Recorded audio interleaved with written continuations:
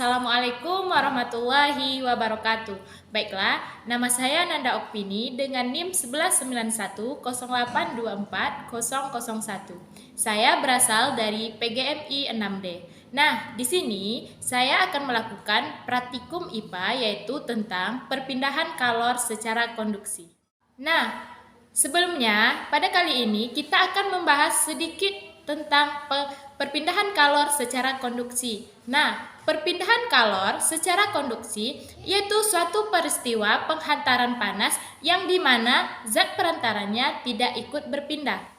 Nah, langsung saja kita masuk pada proses praktikum kita. Yang pertama yaitu kita harus menentuhi alat dan bahannya. Nah, yang pertama bahannya yaitu sendok yang terbuat dari logam.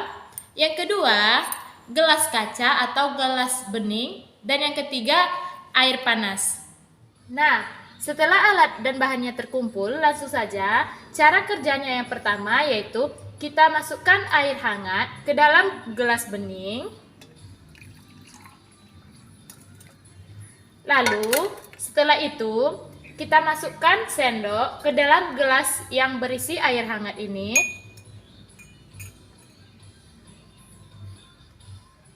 Nah, setelah beberapa saat, kita pegang ujung sendok dengan tangan kita sendiri.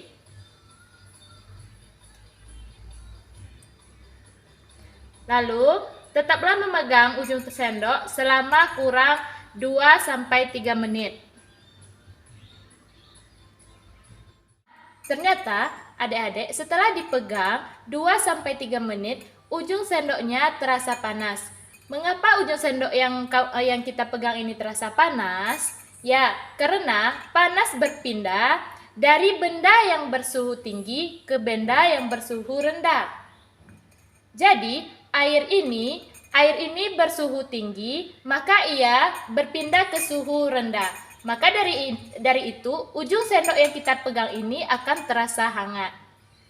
Lalu, termasuk peristiwa apakah perpindahan panas pada percobaan ini? Yaitu termasuk perpindahan konduksi, karena panas berpindah tanpa diikuti dengan perpindahan zat perantaranya. Yang dimaksud di sini yaitu hanya energi panas saja yang berpindah ke ujung sendok ini, tetapi tidak molekul airnya. Karena molekul airnya tetap dan tidak berpindah, maka ini disebut dengan konduksi. Nah, sudah paham adik-adik? Oke, langsung saja kita masuk pada kesimpulannya. Nah, peristiwa penghantaran panas itu di mana zat perantara tidak ikut berpindah, yaitu disebut dengan konduksi. Dalam perpindahan secara konduksi, energi yang berpindah hanya energi kalornya saja. Sedangkan zat perantaranya tidak ikut berpindah. Kalor akan berpindah dari benda dengan suhu tinggi menuju suhu rendah. Nah, itu saja praktikum kita pada hari ini, yaitu perpindahan kalor secara konduksi. Semoga adik-adik paham. Nah, sekian dari saya. Wassalamualaikum warahmatullahi wabarakatuh.